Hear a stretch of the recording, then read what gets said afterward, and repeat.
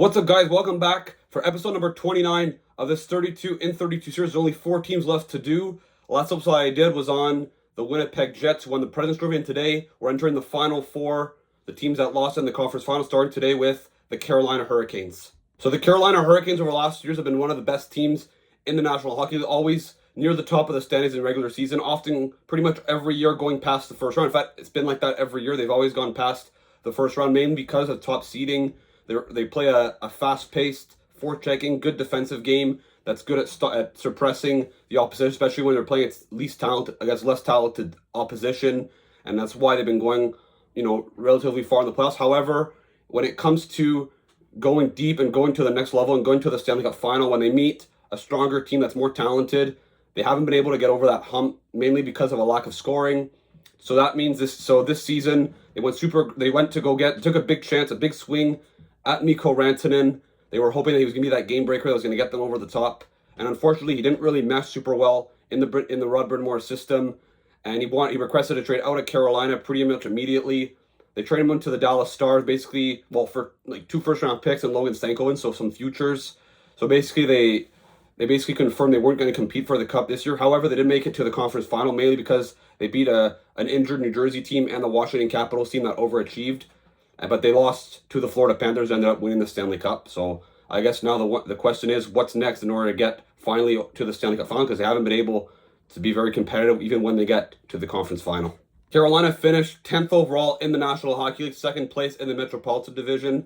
Their general manager, Eric Tulsky, has been there for the last year. Obviously, he had to endure some cap problems that the Hurricanes already had last summer, losing guys like Brady Shea, Brett Pesce, Stefan Nason, Teuvo Teravainen, and also Jay Gensel in free agency. So he wasn't left with that much to really compete for the Stanley Cup. But he still did, it'll be an important test to see what he's able to do this summer in order to get the missing pieces that they need. Obviously their head coach, Rod Brind'Amour, has been there for probably the last 7-8 years probably. They've made the playoffs every year. People are questioning his system if it works. I think it can work personally, as long as you have the right players to do it. More talent is going to be necessary because they are a team that controls puck possession, gets a high volume of shots, but they need better finishers. Their record, they finished with 99 points, so a bit less points than they've had previous years, but again, they had a weaker team than most years. Their goals for per game, they finished 9th overall still. Their goals against 10th, their power play 25th. Obviously, when you lose all that talent, their power play isn't going to be as great, but they did have the best penalty kill in hockey this year at 83.6%. Their expected goals percentage at 5-on-5 was 1st in the league, so it's not that surprising. They always control possession. When you look at their top 5 scorers, Sebastian Aho finished 1st on the team, 74.79 games.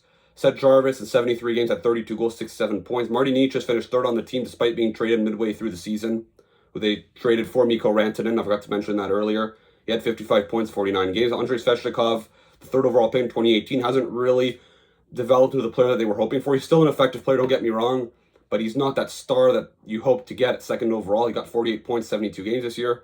And Jay Gostisbehere, who they signed in free agency last summer in 70 games, had 45 points as quarterback in their top power play. Their goaltending, Peter Kochetkov played the majority of the games in 47 games, an .898 save percentage, 2.6 goals against average. And Freddie Anderson in 22 games also had a below 900 save with an .899.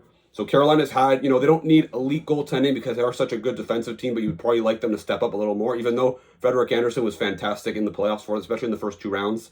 So Carolina, I think they can win with what they have in the crease. All right, so let's have a look at the projected line for the 25-26 season before their offseason move. I'm expecting them to be very aggressive, so I wouldn't expect to have this lineup. But as of right now, Svechnikov, Aho, Jarvis, Taylor Hall, they got the deadline in the Mikko Rantanen trade, has been a good fit there. They extended Kotkaniemi, Jackson Blake. Kotkaniemi, obviously, that's probably a guy they want to get rid of with that contract there.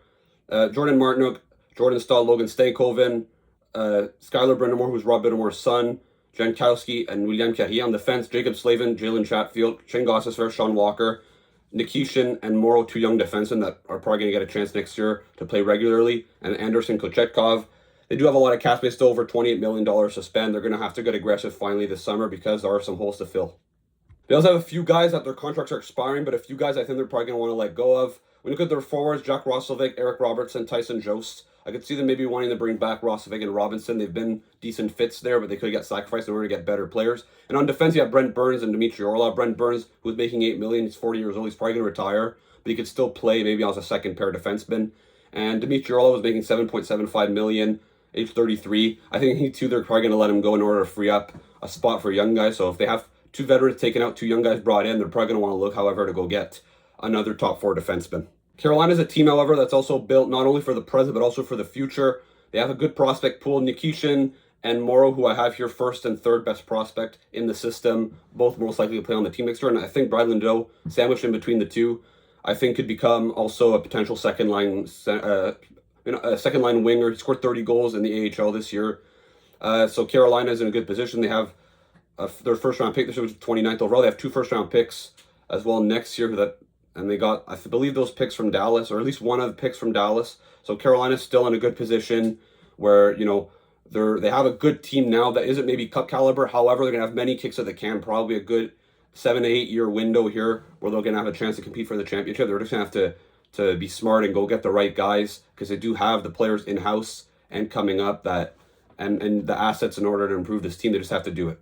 Are the needs that the Carolina Hurricanes have to fill this summer? It's pretty obvious. Obviously, when you have just Barry Kotkaniemi as your second-line center, it's not ideal. They need to get a true second-line center. Ever since Vincent Trocheck left, it's been a revolving door of centers. They tried Kuznetsov, Kotkaniemi, obviously. Jordan Staal, you could say, is their second-line center, actually.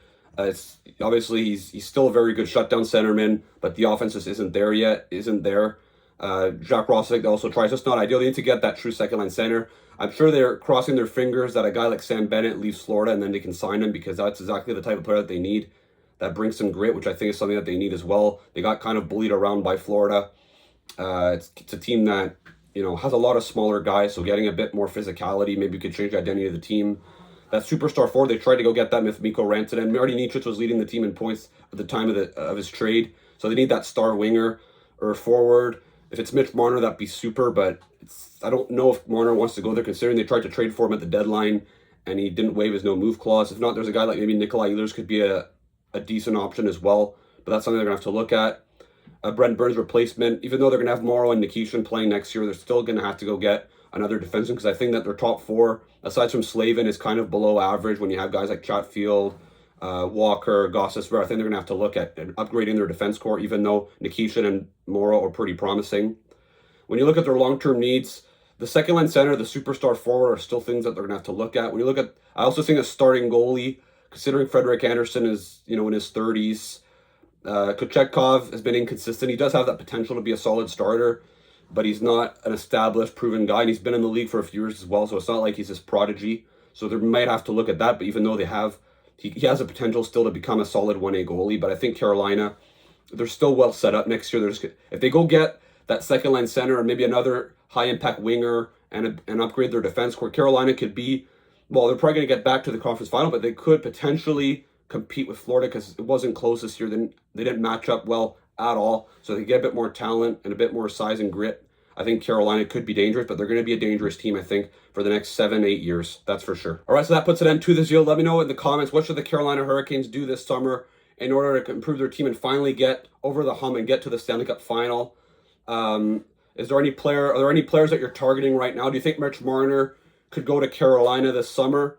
Don't forget to check out some of my previous 32 videos that I've made, and the 3 teams that are left that are going to be coming out in the coming days. Don't forget to like and subscribe, and I'll see you again for another video. Ciao.